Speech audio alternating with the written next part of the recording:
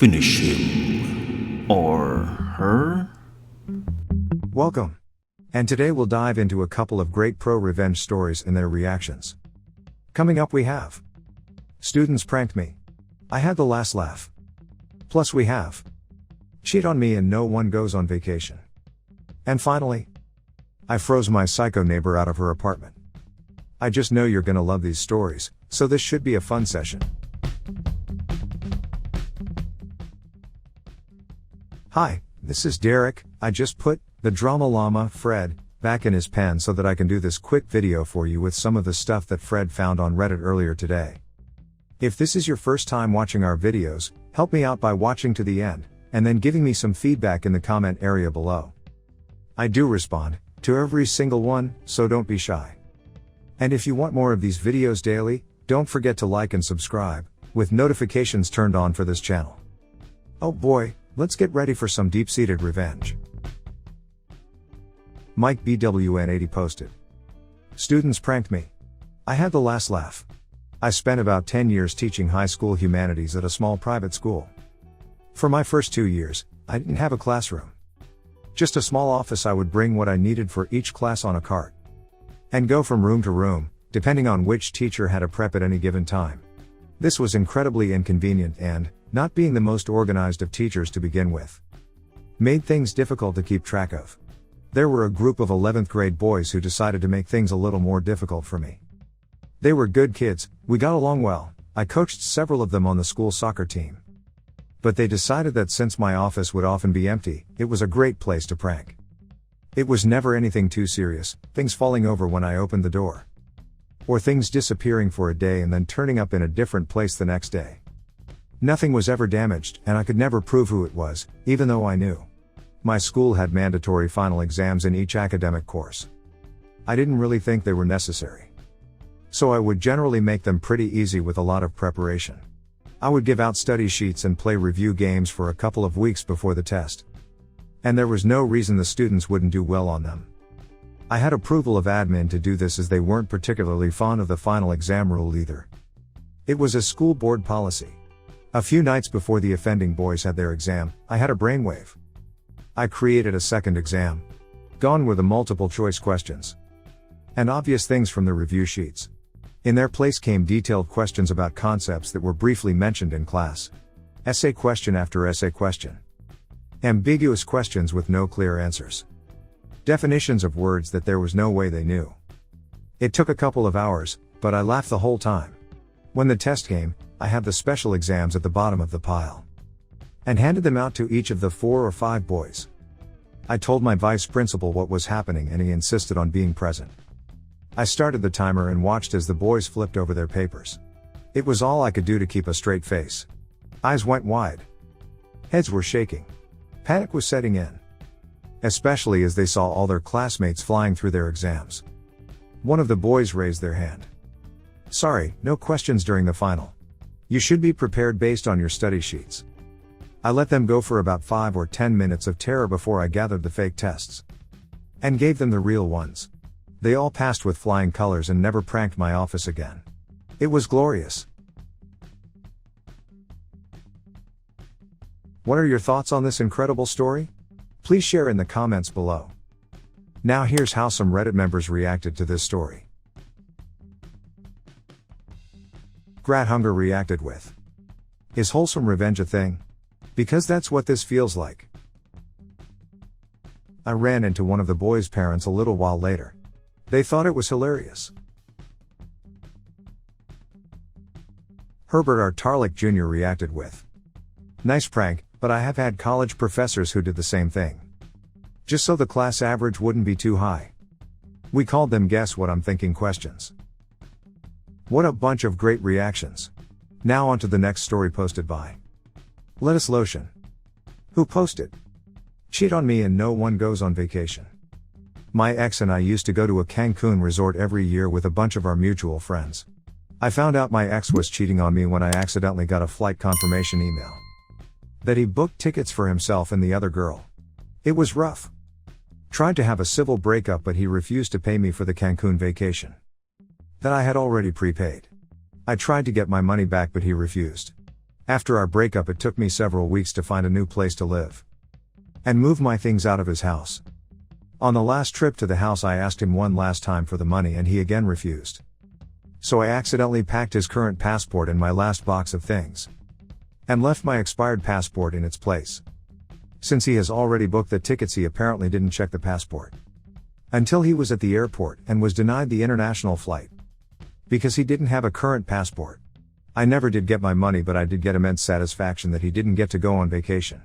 Updated, I gave the passport back a couple weeks later when I discovered it in a box of things to unpack. So weird, right? He asked for a refund for the flights, and I told him I would be happy to if he refunded me for the resort, which was much more expensive. He declined.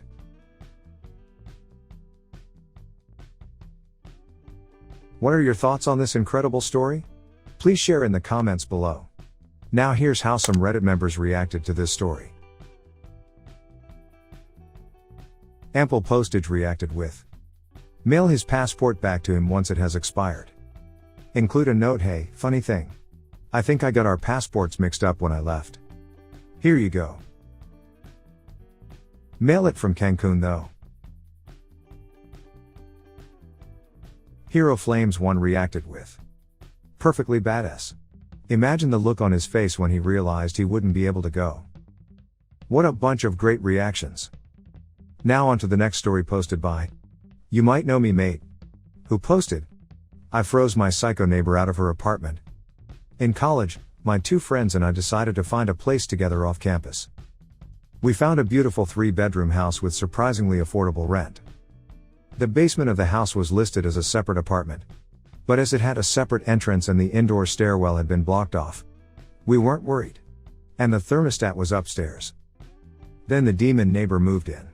From upstairs, we could hear everything. This adult woman would call her mother and scream at her to pay for her cell phone bills and give her grocery money, aka Taco Bell and cheap tequila. She would scream at whatever guy she was sleeping with to bring her meth. And one day, she brought home 3 puppies to scream at, too. We were terrified of this woman, and the noise was hell. Also, we'd been dummy enough to sign a lease stating we were responsible for all utilities, period. Meaning we were now financing her gas, water, and electric. But with only 2 months left on the lease, we thought we could just ride it out. But then she started smoking. Constantly.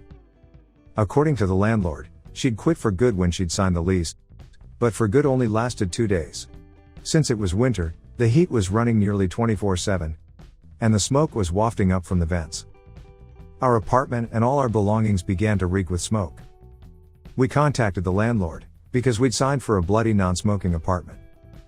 He told us we lived in a state where you could technically call an apartment non-smoking, even if it shared ventilation with a smoking apartment. F you leasing laws. At this point, my 2 roommates were heading out for a 2-week vacation. They were online students, while I was residential, leaving me alone in the apartment with the demon smoker in the basement. I couldn't sleep or eat, because my dummy stomach decided to react to all the secondhand smoke by aching and cramping constantly. After 3 days, I was a little insane. I made a plan. I checked the forecast, lows in the 20s all week. I borrowed a friend's ultra-insulated sleeping bag. I bought one of those ski masks with the holes for your eyes and mouth. I got out my stocking cap, my silk long underwear, my woolen socks, and my down parka. I bought tea, hot cocoa, and ramen, and prepared to live off a diet of hot liquids. And I turned off the effing heat. Day 1, she's screaming at her mother for forcing her to move into this frozen poop hole of an apartment. Day 2, she's screaming at her boyfriend, meth dealer, because he won't let her move in with him. Day 3, she's screaming at the landlord about how she's effing freezing. Day 4, the landlord is at my door. I greet him in full ski mask / parka / stocking cap array, looking like I'm heading out to rob Santa Claus at the North Pole. He asked me if I don't find it a little chilly in the house. I reply I'd found all the cigarette smoke a little warm. Day 5, she's screaming about the biatches upstairs to anyone who will listen. And I'm sitting upstairs clutching my car keys and my pepper spray with 911 typed into my phone. She finally decides she's effing leaving and moving in with Greg, even though he just got out for stabbing Travis. And he lives in that effing creepy house in the woods with all those a-hole biting dogs. Day 6, she's gone. I silently bless Greg. Moral of the story, there's a bloody reason the rent seems too good to be true. Peace.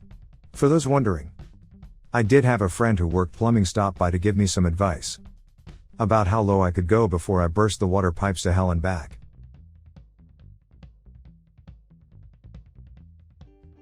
What are your thoughts on this incredible story? Please share in the comments below. Now here's how some Reddit members reacted to this story. User Avatar reacted with, "That's awesome and an unexpectedly creative way to deal with that situation. Had a similar situation in college. The guys in the basement unit would disconnect the heating vents so our heat went to them. We had individual window AC and heat units in our bedrooms. But the rest of the house was served by the vents. After the heating company came out a couple times to reconnect the vents, we just shut off the heat. It never got so cold that the pipes would freeze. But everybody who came over knew to wear several sweatshirts." And finally, Data Laughing reacted with, "I thought, wow, all utilities included, she's getting a pretty sweet deal. Right up until I remembered that you all had control over the thermostat. Shouldn't be legal to call a place its own apartment if you have no control over the temperature in said apartment."